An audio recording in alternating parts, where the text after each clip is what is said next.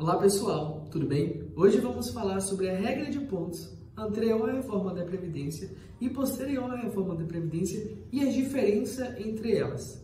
Prazer, meu nome é Carlos Alberto, sou aqui da ABL Calc e hoje vamos bater um papo interessante sobre esse tipo de aposentadoria, tudo bem? Vamos lá. Primeiro, você tem que entender que regra de pontos anterior à reforma é uma coisa, regra de pontos posterior à reforma é outra coisa. Regra de pontos anterior à reforma, mesmo que você não tivesse todos os requisitos, que seriam os pontos ali necessários, você poderia se aposentar, ok? Porque ela servia para afastar o fator previdenciário. Então era para você ser menos onerado, você afastava o fator previdenciário e apenas tinha a aplicação do coeficiente, que era 100%, ok? Então vamos lá. Posterior à reforma da Previdência, essa regra é diferente, tudo bem? É uma regra de transição que, se você atingir os pontos, você pode se aposentar, com os requisitos mínimos. Só que se você não atingir os pontos, como era anteriormente, você não poderia se aposentar, ok? Então, assim, se você não tem os pontos, você não vai afastar fator, vai verificar qual tipo de regra ali permite você se aposentar no momento.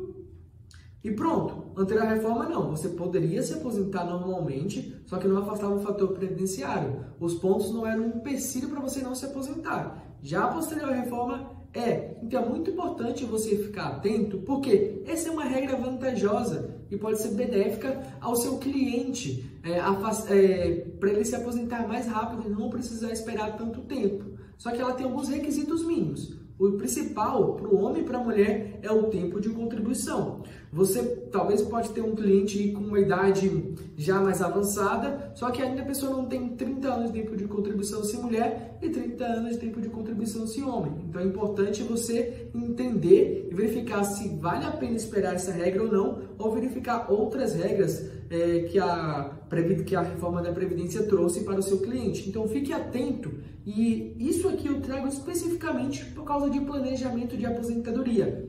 Muitas pessoas não conseguem explicar para o seu cliente que às vezes vale a pena ou já se aposentar, até parece engraçado, ou esperar um pouquinho mais para se aposentar, fazer outros tipos de contribuições.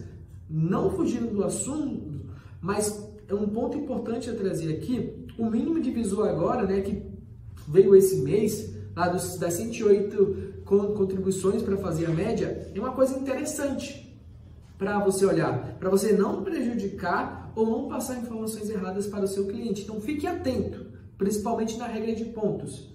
Se o seu cliente não atingir os pontos, ele não tem direito a essa regra, como era diferente lá anterior à reforma. Ele não precisava atingir os pontos, ele precisaria ter os requisitos para se aposentar. Agora não, requisito é ter pontos, no caso dessa regra de transição. Aí temos aqui a regra de pedágio de 50%, a regra de pedágio de 100%, a regra de idade mínima mais tempo de contribuição.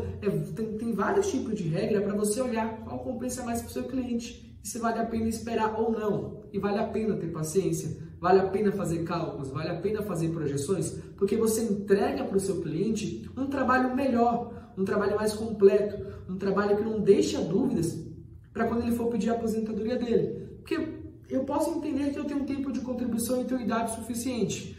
Eu trabalhei já 35, 36, 37 anos. Só que assim, com o planejamento de aposentadoria, você consegue ajudar o seu cliente a ter o seu benefício concedido mais rápido. Porque, como a gente sabe, como aconteceu recentemente com muitas pessoas, o CNIS está vindo com alguns problemas. Tem informações no CNIS desencontradas, tem vínculos abertos que atrapalham, principalmente quem tem contribuições facultativas, que com o vínculo aberto atrapalha quando você faz contribuição facultativa, porque meio que o sistema do INSS entende que você ainda está naquele outro vínculo e ainda está fazendo contribuições facultativas concomitantemente. E como você sabe, se você fazer uma contribuição facultativa, está trabalhando no momento, está fazendo uma contribuição como individual também, a contribuição facultativa não vai entrar. Então, atento, alerte o seu cliente a fazer um planejamento, a antes de entrar com um pedido, verificar se compensa ou não, porque tem casos aqui,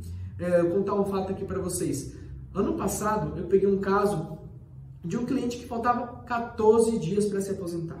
Exatamente, 14 dias para se aposentar. E o advogado da pessoa entrou com um pedido anterior a isso. E o benefício dele, pasmem, foi concedido antes dos 14 dias.